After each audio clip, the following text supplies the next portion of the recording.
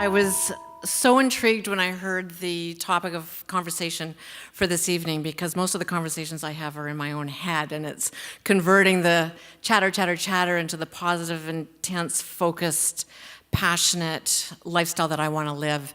And I'm going to speak about a conversation that I had when I was 29 years old. I was living here in Vancouver. I was asked to recruit and be a talent coordinator for the senior operating team at what was then Skydome, which is now Rogers Centre. I grew up in the world of sports and entertainment and lived and breathed and have blood on the walls of every sports arena and stadium across the country.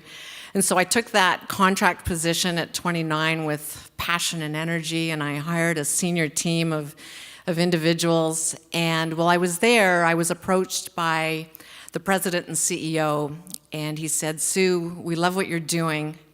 Would you consider taking on a new role? We're a startup organization. We've got a hole in the ground. We're going to be opening in about 9 months. And it's Skydome. It's the truly, figuratively and literally, at that time, it was the eighth wonder of the world." And he said, "We'd like to offer you the position of Director of Event Sales and Marketing." And I went, oh my God. I died and gone to heaven for a job that I, never heard about, didn't know existed, didn't know that I wanted, and said, "I'd love to take it, but you need to know a couple of things. I know nothing about sales. I know nothing about marketing. I'm okay on events, and I'm not really crazy about the detail. And I'm not a really good long-term investment because I'm project-oriented, and I'll probably be gone within 12 months. And he said a couple of things. One, don't worry about the tools that you'll need for the trade. You've got really strong, very effective communication skills and interpersonal skills. And it's all about relationships. It's all about building, cultivating, and sustaining and growing long-term relationships. So don't worry about the sales and marketing stuff. And in terms of, you're going to be gone, don't worry about it. We'll deal with it then." So I walked out of his office, and I walked out of the building that day, just higher than a kite, as you can imagine. I was 29 years old. My God, my dad had always said, "You know what, Sue, if you ever want to do business in this country," he comes from the C-suite, executive suites of corporate Canada, "you're going to need to do business in Toronto." And I went, "Yeah, what do you know?"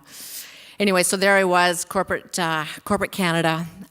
I went home, lived my emotional dream for about 2 weeks, and he came into my office, the president, 2 weeks later, and said, "Yeah, you know that job we offered you?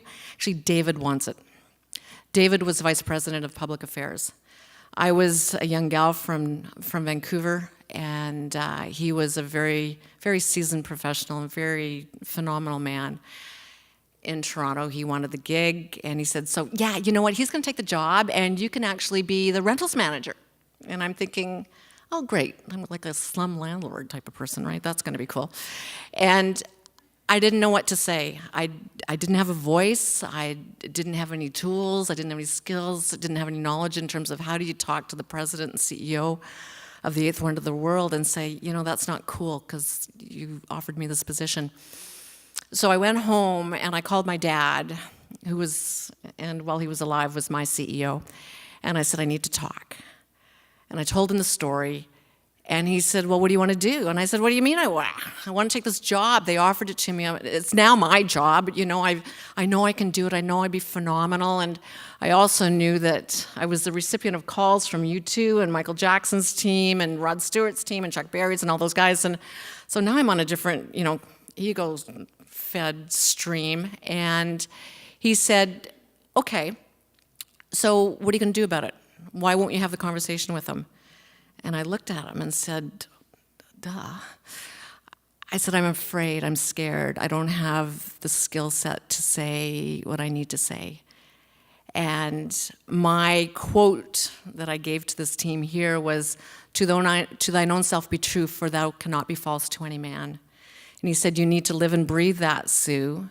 What's your fear? What's your baseline fear? Are you afraid of getting fired if you don't take the rentals manager job?" And I said, "Yes." And he said, "Are you afraid to lose your job?" And I said, "Yes." "Are you going to?" And I said, "I don't know." He said, "You make your decision, and you go in and have a conversation with him tomorrow. So I made my decision, and I said, yes, I'm prepared to lose my job, and I'm going to have a conversation with the president. Slept like a baby that night. I still remember the same dress and the same cup of coffee, the dress I was wearing, the coffee that I was carrying the next day.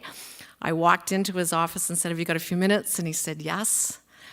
And this was to the president, and I said, I heard what you were saying, and I'm very excited about the director's position, and unfortunately I can't accept the rentals manager position. It's so hard to get those words out of my mouth.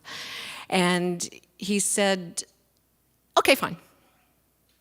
You can take the director's job. And I picked my jaw up off the floor and said, thank you. And I walked away. And for me, the lesson was, there were two lessons. One, to thine own self be true, for thou cannot be false to any man. And understand your voice and use your voice and be very clear and grounded in love and passion for who you are and what you're doing. And that has led me on a journey that has been phenomenally exciting, and we've had the peaks and the valleys and tremendous peaks. So thank you.